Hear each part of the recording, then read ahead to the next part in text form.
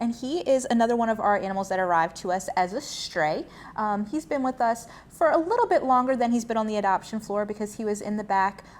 We wanted to check out on some things. He had some kind of scrapes on him. We wanted to make sure that those scrapes and that hair loss wasn't part of ringworm, things like that. But he's gotten the all clear, and in the last couple of days has moved out onto the adoption floor. We're listing him as about 3 to 4 years old, and he's a very kind of initially just a tiny bit timid, but then once he gets comfortable with you, he's very affectionate. He's really enjoys petting and the attention that he's been getting from the staff and the volunteers. And because he is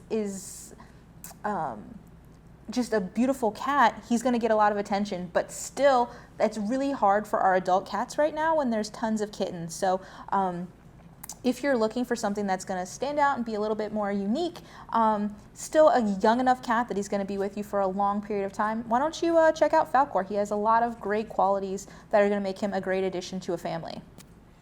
So deafness is associated with white cats, white animals in general. Is that a concern with Falcor?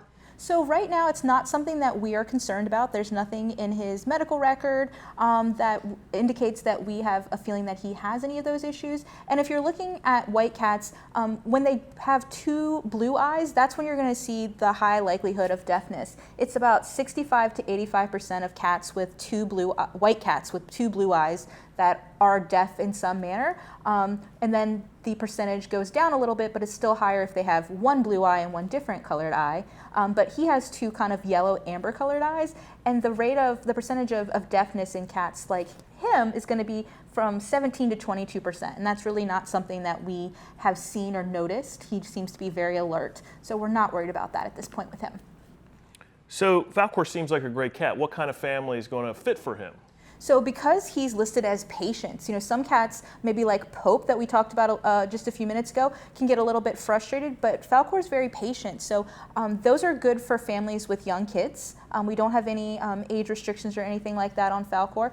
Because he's so patient, he's going to be tolerant with the kids who are learning how to pet, how to handle things along those lines. Also great for first-time cat owners who maybe are not as savvy at reading body language. He's going to give you, he's going to have a higher threshold. He's going to give you a little bit longer before he lets you know, hey, I don't like that.